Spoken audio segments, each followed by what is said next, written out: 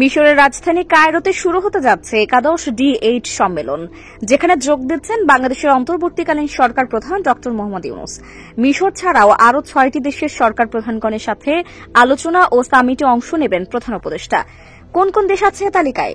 এবারে D8 সম্মেলন থেকে কি সুবিধা পেতে যাচ্ছে বাংলাদেশ?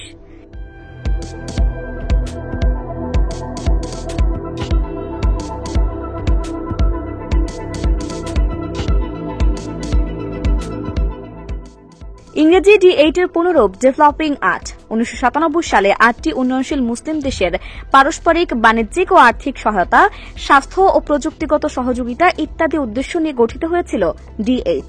D8 এর দেশগুলো হল Bangladesh, Pakistan, Indonesia, Iran, Malaysia, Nigeria, মিশর ও তুরস্ক।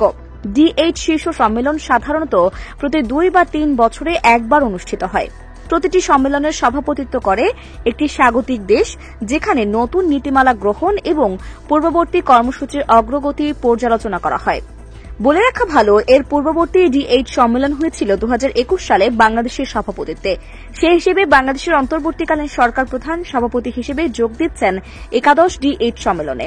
এবারে স্বাগতিক দেশ হিসেবে মিশরের কাছে সভাপতিত্ব হস্তান্তর করবে বাংলাদেশ।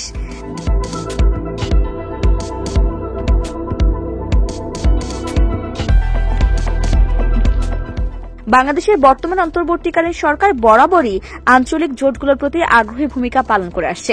সার্ক পুনর্গঠনেও কথা বলেছেন ড মোহাম্মদ ইউনূস, যার ব্যতিক্রম ঘটবে না এবারের D8 সম্মেলনেও। জানা গেছে, মালয়েশিয়া, তুরস্কের মতো D8 এর যেসব দেশ উন্নত দেশের কাতারে যাচ্ছে, সেসব সরকার প্রধানদের সাথে বাণিজ্যিক সম্পর্ক উন্নতির বিষয়ে আলোচনা করবেন প্রধান উপদেষ্টা। বাংলাদেশের আমদানি রপ্তানি বাণিজ্যের সিংহভাগই হয় চীন কিংবা ইউরোপ, আমেরিকার সাথে।